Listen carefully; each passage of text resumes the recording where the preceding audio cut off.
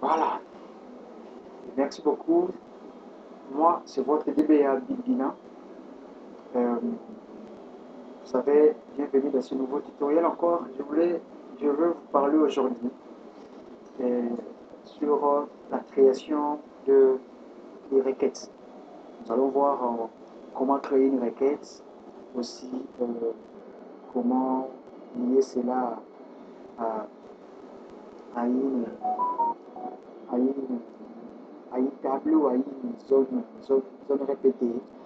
Aussi lancer et exécuter des projets aussi de travail. Je sais que dans vos projets, il est très nécessaire d'utiliser aussi les requêtes. Parce que les requêtes sont, entre autres, ensemble de questions prédéfinies. Dans la programmation des sous, c'est ensemble de questions prédéfinies que les utilisateurs se servent pour extraire les informations dans les serveurs, dans la base de données. Aussi, au niveau des serveurs, la requête, c'est toute une question que nous posons au serveur pour extraire les informations de la base de données. C'est entre autres pour faire la mise à jour des informations aussi. Ce sont là les requêtes. Alors, dans la programmation, on peut aussi utiliser les requêtes paramétrées. C'est-à-dire, on fait déjà des requêtes et puis on utilise de l'application. On peut faire des genres, on peut faire ça déjà, on peut faire même la programmation trigger, on peut faire le trigger, on peut faire il y a beaucoup de choses qu'on peut faire avec les requêtes, on peut faire beaucoup de choses. Vous voyez? Alors moi, je vais vous montrer comment créer une requête, aussi comment les lier avec Chantable, aussi comment extraire les informations à partir de, en fait, d'un Chantable qui peut être facile pour vous à utiliser, aussi à faire dans vos applications. C'est facile, parce que Windows nous facilite déjà la tâche. Vous voyez? Alors, dans ce cas, je viens ici, dans Nouveau, je clique, je prends requêtes. Parce que moi, ici, j'utilise la version 24, bien sûr. Vous voyez, je vais prendre par exemple Select. Nous avons plusieurs types de requêtes qu'on peut créer à Windows. C'est-à-dire, je peux faire la requête via, je fais la requête graphiquement ou je peux faire ça via les transacts SQL. Vous voyez, graphiquement, c'est-à-dire, je peux choisir Select. Je vais faire la requête avec Select, sélection, avec Insect, avec Update, avec Delete ou avec Union. Ici, je vais faire ça d'une manière via l'environnement TSQL, je vais cliquer sur code SQL pour faire ma requête ou pour faire mes requêtes. Alors moi, je vais prendre par exemple select parce que nous voulons nous voulons extraire les informations qui se trouvent dans la base de données. Alors je prends select, je fais suivant. Alors ça, je passe dans notre éditeur de requêtes, description de la requête. Ici, premièrement, on donne d'abord le nom de notre requête. On dit par exemple affichage, affichage par exemple. Je laisse ça, je laisse ça seulement comme ça. Libellé, c'est optionnel. Hein. Je peux donner ça, je peux pas donner. Ça fait le nom logique, c'est ça. Le nom que j'ai donné ici. Alors ici, vous voyez, ça, c'est l'explorateur. Ça nous montre, ça va nous montrer, ça nous montre déjà les différents fichiers que nous avons dans notre analyse. C'est-à-dire, en web langage, plutôt en WinDev, le concept change aussi. Nous avons beaucoup de concepts que nous devons déjà maîtriser, nous les développeurs WinDev. Vous qui êtes les développeurs WinDev. Dans WinDev, nous avons le concept appelle analyse. Analyse signifie base de données. Nous avons fichier. Fichier signifie table. Rubrique. Rubrique signifie propriété ou attribut. Vous voyez? Alors nous avons encore les associations. Les associations, plutôt les liaisons qui veulent dire relation ou association. Vous voyez? Nous avons table, qu'on appelle table de concaténation au niveau de l'IRIS. Table de concaténation, c'est-à-dire table qui est née entre des relations SIM et de la dimension SIM. Vous voyez? Maintenant, ici, en Windows, on appelle ça fichier des relations. Nous avons encore le différents rubriques, la fenêtre par exemple, qui est conceptualisée comme formulaire à d'autres plateformes de développement. Voilà, vous voyez, page en web, vous voyez. Alors nous avons beaucoup de concepts que nous utilisons sur Windows. Par exemple, ça, on appelle ça fichier. À l'intérieur, nous avons les rubriques. Vous voyez. Alors moi, par exemple, je vais prendre le tout. Pour prendre le tout, c'est facile. Hein. Il suffit de sélectionner seulement les tables. En fait, on sélectionne seulement par le fichier. Et on clique sur ça. Pour ça, on peut commencer à cliquer sur l'une des rubriques après l'autre. Vous voyez, je le fais passer à l'autre côté. Voilà. Moi, je fais comme par exemple ici. Je le fais passer ici. Alors, ici, par exemple, je veux paramétrer ma requête. Je peux les paramétrer comment? Je veux paramétrer ma requête. Je vais faire une requête qui va faire en sorte que lorsqu'on fait la recherche, on ne peut pas tellement faire la recherche comme les autres font, comme les autres font par exemple dans leur programmation.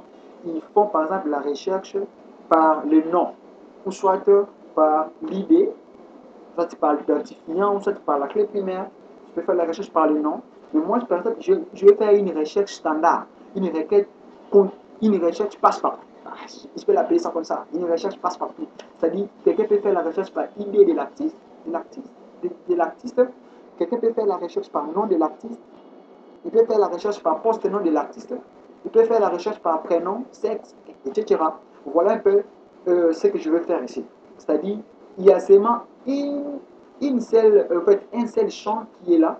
Je peux taper le nom de l'artiste, ça m'affiche directement ces informations. Je peux taper où ça son prénom. Je peux taper où ça même sa date de naissance. Automatiquement, ça me donne les informations concernant les artistes qui sont nés dans cette date-là de naissance. En fait, c'est comme ça un peu avec la tête que je vais faire. Pour le faire, je vais positionner ici. Hein. En fait, pour moi, ici, vous voyez déjà le pointeur. Ouais, je clique là. Vous voyez, nouvelle condition. Je vais donner maintenant ma condition à ma requête. Je clique sur ma condition. En fait, je viens. La réplique qui est sélectionnée, c'est quoi? C'est idée artiste. Vous voyez, je clique sur. Ça, ce sont des conditions. Alors, la condition que je vais utiliser, Windows a beaucoup de conditions pour faire la recherche. Nous avons égal à. Égal à, par exemple, je vais faire une requête. Une fois que tu tapes, par exemple, tu mets par exemple le nom, soit, en fait, tu mets par exemple 11, par exemple, tu gères par exemple le code des élèves, le code des étudiants, par exemple. Tu mets par exemple 12, ça t'affiche directement les étudiants qui ont eu 12 code 12. Vous voyez un peu. C'est-à-dire tu veux faire égal, tu veux faire différent de. Déjà le mot, déjà le français parle. Le concept déjà parle. Différent de. Quand je mets par exemple 12, ça m'affiche les élèves qui n'ont pas eu 12. Par exemple, supérieur à. Quand je dis par exemple, déjà par exemple les agents. Je dis par exemple les agents qui ont par exemple supérieur à. Par exemple 12. Ça va m'afficher les agents qui sont plus âgés, en fait, qui ont l'âge supérieur à l'âge que j'ai mis, par exemple. Vous voyez. Alors moi, correspondant à, il y a beaucoup. Alors moi, je vais utiliser la condition contient. Pourquoi contient? Parce que je vais déjà vous expliquer ma but, en fait, la recherche que je vais faire. Vous voyez, la recherche que je vais faire, c'est pour faire la recherche avec n'importe quelle rubrique dans la base de données. Je vais faire la recherche avec nom, poste, nom, prénom. Je trouverai seulement la même information. En fait, je viens ici à paramètres. Avec paramètres, je vais venir à paramétrer. Je vais me donner en fait, un paramètre pour pouvoir utiliser ça dans la programmation. Alors, les paramètres ici, ça va jouer le rôle. Je vais vous expliquer ça, le rôle de ces paramètres. Alors, je mets par exemple AFI. Vous voyez? Je mets par exemple AFI. Pas AFI. PAFI. Voilà. Je dis Enter. Alors, vous voyez, ici, ça signale 1. C'est pour dire que cette rubrique est déjà dans cette condition que j'ai choisie. Vous voyez? Alors, je peux continuer avec les autres. Je clique là, je choisis encore contient. Attention, si vous faites ça comme moi, alors ne changez pas les paramètres. Prenez seulement les mêmes paramètres que vous avez fait. Comme moi ici, je prends par exemple PAFI. Je vais mettre une seule condition aussi dans un seul paramètre. Comme ça, ça va marcher. Alors, je fais ça aussi. Je prends par exemple contient. Ici, je clique. Je fais ça. Je prends ça. Je viens ici. Je prends ça. Je prends contient. Aussi, je viens paramètre. Je prends un paramètre. Je clique ça. Je clique là. En fait, je prends sexe. Parce que si on met M, par exemple, ils vont afficher tous les artistes qui ont les sexes M. Je prends paramètres, je prends ça. Si c'est très important pour vous cette vidéo ou cette tutoriel, alors aimez ça et puis abonnez-vous à ma chaîne aussi. Faites-moi le commentaire, ça sera bien pour vous. Alors je fais ça, vous voyez, je fais ça, je n'ai pas mis photo. Alors je vais cliquer sur la condition de sélection aussi. Je vais prendre condition existante. Existante, je vais maintenant mettre la condition. C'est-à-dire, je vais mettre maintenant les critères pour la synchronisation. Alors ici, je vais mettre où. Où pourquoi? Parce que où, ça va me permettre à ce que même ça va me permettre à ce que je puisse que ma requête puisse prendre en compte les valeurs qui sera données sur le champ de recherche. Par exemple, si je mets et Elle veut dire quoi? Il faut que le nœud soit présent. Vous savez déjà au niveau de MLT, vous qui connaissez Mérise, au niveau de MLT par exemple, lorsqu'on synchronise le nœud avec les critères E, vous voyez, avec la condition de synchronisation E, ça veut dire les deux événements doivent être présents pour que l'opération s'effectue. Alors si on met ou, c'est-à-dire l'un des peut être là, l'opération va se faire. Alors moi je vais mettre ou, pourquoi? Même si on met les noms, ça va faire la recherche, même si on met les prénoms, ça ne va pas seulement exiger qu'on puisse mettre les noms, forcément prénom, sexe pour que ça puisse faire la recherche. Mais si je mets seulement les noms, ça puisse faire la recherche. Je mets où? Alors ici, j'enlève aussi ça, je mets aussi où. Ici, j'enlève aussi ça, je mets où. Alors ici, j'enlève aussi et, je veux mettre aussi où. Vous voyez, je mets aussi où. Alors, je clique sur OK. Alors, je veux supprimer le doublon et puis ça va supprimer le doublon et pour que parce que vous savez d'ailleurs que la base de données, parmi les critères de base de données, la base de données n'accepte pas la redondance. On va supprimer le doublon si ça existe. Alors, je veux, vous voyez, alors ici, vous connaissez déjà cet environnement, cet éditeur. Ici, ça donne ça nous explique ce que nous venons de faire dans un langage naturel. Maintenant, ça nous explique ça dans notre langage d'interrogation de données que je vais expliquer dans d'autres vidéos, d'autres tutoriels. Alors, je valide, vous allez voir, ça, en fait, je valide pour enregistrer ma requête. Ça, c'est notre requête. Oh, c'est super. Ça, c'est ma requête. Vous voyez? Alors, ça, vous voyez, la condition de sélection, la condition que j'ai mis ici, c'est où? Alors, vous voyez, les champs que j'ai sélectionnés sont là. Alors, ça, c'est ma requête. Vous voyez? Alors, je peux exécuter pour voir. Alors, je dis ici, par exemple, Fali. Vous allez voir, je dis par exemple Fali. Je clique. Vous allez voir, ça me donne directement les informations. Voilà. Ça me donne directement son nom, mon poste nom, prénom. Mais j'ai tapé Sigma Fali. Vous voyez? Je peux dire par exemple, je peux encore exécuter. Je dis par exemple Atoms. Ce sont des enregistrements que nous avons. Hein. Je dis par exemple Atoms. Vous voyez, ça me donne directement les informations aussi avec la photo, sa photo. C'est comme ça qu'on crée en fait, la requête avec, la condition contient aussi avec paramètres. Alors, je vais vous expliquer maintenant à quoi servent ces paramètres-là qu'on avait mis pay affiche. À quoi sert? Alors, les paramètres vont jouer le rôle d'une sentinelle. Vous savez, je vais vous expliquer ça d'une manière assez simple pour comprendre un peu. À quoi servent ces paramètres-là? Les paramètres-là jouent le rôle d'une sentinelle. Dans quel sens? En fait, quand on saisit le nom, par exemple le nom, vous voyez non ici, par exemple, je peux lancer, vous voyez, le paramètre est là, P. Alors si je choisis par exemple le nom, je mets par exemple le nom ici, Atoms. Les paramètres là va faire quoi? Va maintenant aller chercher dans notre condition là, dans notre requête, si Atoms existe. Si Atoms existe, alors il nous amène toutes les informations concernant Atoms. Vous voyez? Le rôle de paramètre, c'est comme quelqu'un qui est à la porte, qui reçoit les requêtes, aussi qui appelle les informations à l'intérieur. Par exemple, je dis, je vais à Atoms, lui appelle à l'intérieur. Atoms est là, si Atoms est là, viens. Atoms vient, on peut tu vois Atoms. C'est comme ça, d'une manière banale, hein, pour comprendre un peu là, le rôle de ces paramètres. Alors, je veux maintenant créer, en fait, une interface, une fenêtre pour utiliser ça, pour utiliser maintenant ma requête dans un champ table.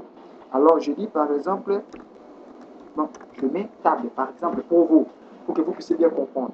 Alors, je viens, je sais de faire ça. Qu'est-ce que je vais faire ici? Je vais maintenant vous montrer comment utiliser une requête dans le champ table, dans une table. Ici, en Windows, lorsqu'on parle de table, on ne parle pas de table de la base de données, mais table, on parle de data grid view en VB ou table en Java, c'est-à-dire tableau, on parle de tableau, c'est-à-dire data grid view en VB ou tableau, vous voyez, table, comme en Java. Vous voyez un peu, c'est-à-dire je vais utiliser la table ici, par exemple ça. Vous voyez un peu, je prends ça, je prends la table, je prends par exemple table verticale. je dépose ça sur ma fenêtre. Vous voyez? Alors ici, cet assistant va vous aider à créer un champ table. Alors, pour créer le champ table, nous avons 4 possibilités dès que une ligne est grisée. C'est-à-dire que ce n'est pas encore actif. Moi, je vais vous expliquer ça plus tard. Alors, remplir les champs tables par programmation. Je peux remplir les champs tables par programmation. Je peux remplir les champs tables par afficher des données. Je peux le remplir directement par l'affichage des données d'un fichier ou en fait d'une requête existante. Vous voyez, je peux remplir cela en définissant une requête directement. Vous voyez un peu. C'est-à-dire, moi, je vais prendre par exemple la deuxième fonction pour faire ça plus rapidement. Je clique, aussi je choisis par exemple ma requête ici. Je prends la requête là que je viens récemment de créer. Alors je prends ça, je laisse ça comme ça. Aussi, je clique sur suivant. Aussi, je prends définition de la tri, de la réplique des tri. Je prends par exemple ID artiste, je fais suivant, je laisse ça comme ça, suivant aussi, parce que je veux que ça soit vertical au lieu que ça soit horizontal. Je fais suivant, aussi, j'ai table est là, je fais suivant. Alors, ma table est là. Vous voyez? Alors ça, c'est ma table.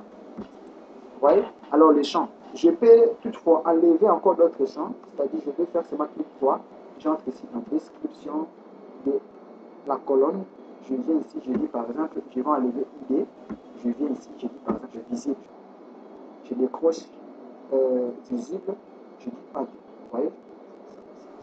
Ça c'est bon. Alors je vais prendre par exemple quoi? Libellé, je le mets, en fait je fais ceci, je prends libellé, je peux mettre ici. Je peux cliquer 3 sur libellé, j'entre là dans le code, je dis par exemple ici, je dis affichage, affichage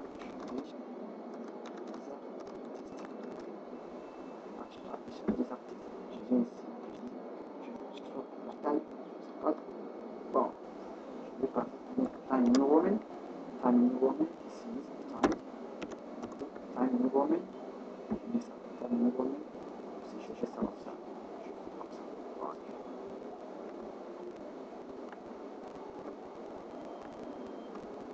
Voilà.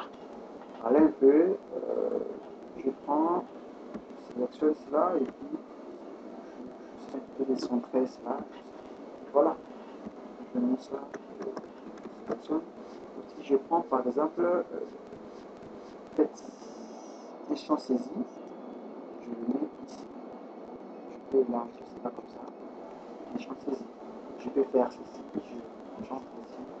Si je peux donner des noms, je vais ici, je dis par exemple ici. Je cherche. Aussi ici, je dis. Je viens par exemple ici.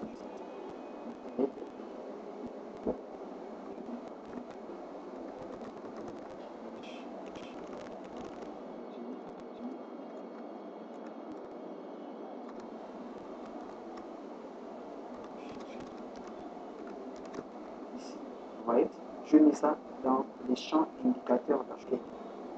Vous allez voir, ça va se faire comme ça. Alors, vous voyez, c'est trop simple. Alors, ici, je viens. Alors, qu'est-ce que je vais faire ici? Alors, si je lance, vous allez voir que ça va s'afficher.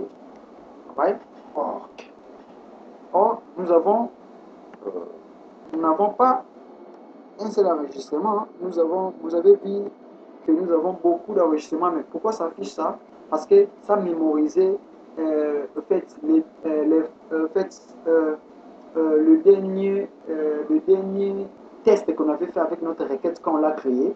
En fait, ce qu'on avait posé comme question là, c'était à Tom. Vous vous souvenez encore? C'est pourquoi ça a mémorisé ça dans sa mémoire. Ça va enlever. Je vais vous montrer comment faire. Alors, je viens par exemple ici. Je vais d'abord faire en sorte que tout ce que nous allons saisir ici dans notre champ recherche, ici, champ saisir recherche, ça puisse les filtrer dans notre champ table. C'est-à-dire, dans le champ table, il y aura beaucoup d'artistes ici. Il y aura beaucoup d'artistes, milliers d'artistes que nous avons, par exemple, ici au Congo, par exemple au Congo, par exemple à Togo, partout où vous êtes, il y aura beaucoup d'artistes. Alors, si par exemple vous tapez le nom ici, il faut que ça laisse seulement le nom de l'artiste ici. Les informations de l'artiste dont vous avez mis son nom sur le champ des recherches. D'accord? Alors, comment le faire? J'entre là dans le code. Je viens à chaque modification. Je dis par exemple, je dis table affiche. Cette fonction nous permet de faire table affiche. Table affiche, je prends par exemple table, je mets virgule, je mets taille init. Vous voyez? Ça nous permet d'indexer, ou ça nous permet d'actualiser les données dans une table. Cette fonction nous permet d'actualiser les données dans une table. Aussi, les paramètres que nous avons mis taille init, ça permet en fait de jouer en fait, ça joue aussi, plus loin je dirais, ça joue le rôle d'indexation en fait.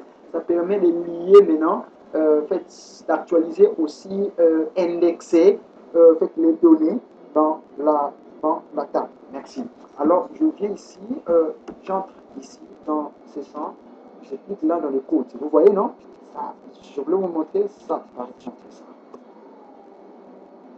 J'enlève ça. Voilà. Maintenant, par exemple, comme ça, si je lance, je vois, ça n'affiche rien. On n'a rien mis encore. J'entre ici. Toujours dans l'initialisation de notre table requête là, que nous venons de mettre, notre table ici. Nous sommes déjà dans son initialisation ici. Alors, je vais mettre une condition sur laquelle je vais charger maintenant les informations de notre table. Voilà, je mets si site recherche égale vide. Vide, en oui, là, c'est comme ça, vide. Alors, je dis ma source point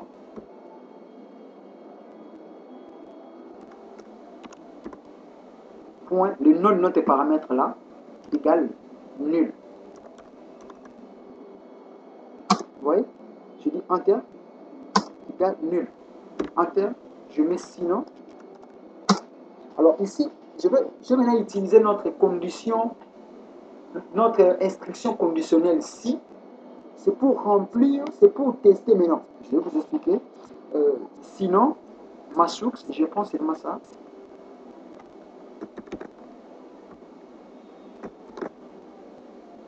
Oh shit, je prends ça.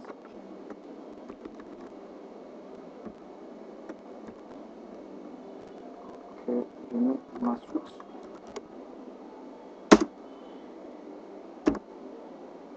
Je prends 1 égale site, recherche, des points, valeur, affichée. Alors qu'est-ce que j'ai dit ici? J'ai utilisé notre instruction conditionnelle ici. J'ai testé. J'ai dit si par exemple que notre champ là est vide, alors notre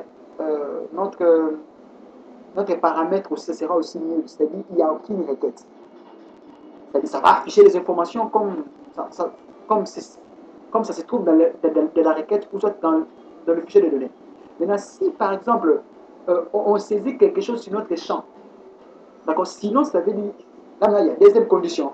Si maintenant quelque chose est dans le champ, alors c'est quelque chose là, nous allons maintenant les comparer avec maintenant notre paramètre là. On va maintenant les tester, voir si les informations existent. Alors ça va maintenant filtrer cela. Maintenant, qu'est-ce qui va permettre de filtrer ce qu'on a mis ici, d'accord, dans le champ saisi. Alors je vais lancer, vous allez voir, ça nous affiche les informations. Si par exemple je dis ici valide, vous voyez, ça affiche.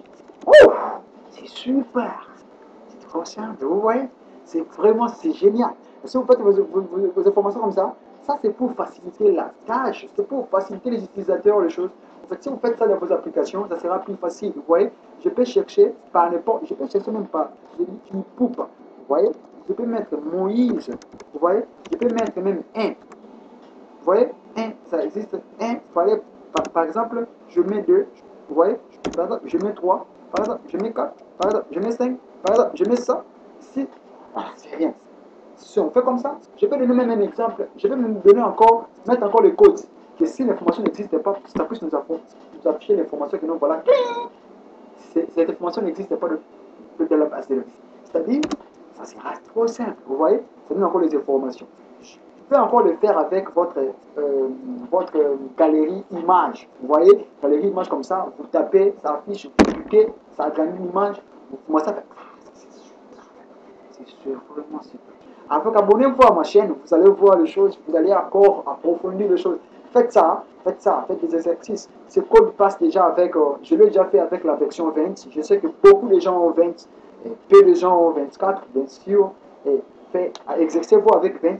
Ce code passe aussi avec 20. Il n'y a pas, il y a pas, il y a pas, il y a pas, je n'ai pas voulu mettre le code qui est extrêmement ici à 24, ça va vous déranger. Hein. Lorsque vous allez utiliser 20 par exemple, ou 19, ça passe. Ça passe, vous voyez, le code s'y passe. Aussi la syntaxe est toujours la même, ça ne change pas. En fait, c'est bon comme ça, vous voyez, c'est bon, c'est trop cool. Alors faites ça comme moi, ça sera vraiment génial pour vous.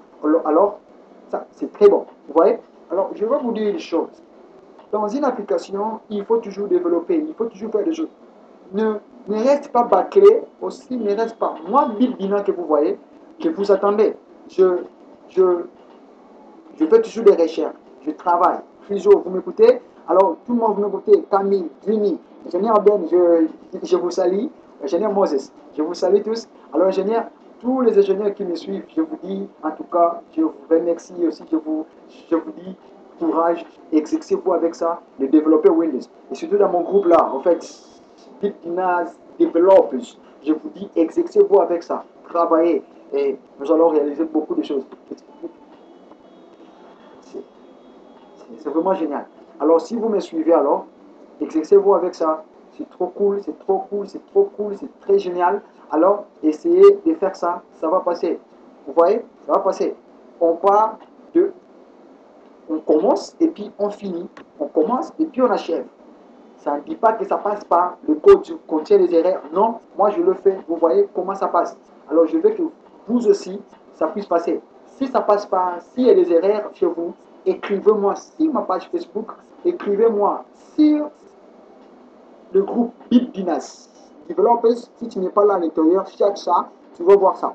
Aussi, envoyez-moi ton numéro. En fait, je vais t'intégrer dans mon groupe. Aussi, tu vas me poser des questions. Si vous avez encore les applications que vous développez, vous voulez encore faire beaucoup de choses, en fait, contactez-moi. Contactez-moi à partir de ma chaîne YouTube. Aussi, aimez ma page Facebook. Intègre-toi dans mon groupe Facebook comme WhatsApp. On va chatter, on va discuter, on va faire des choses. Je le mets pour vous. C'est votre développeur, Bitbina. Merci. Je vous remercie tous.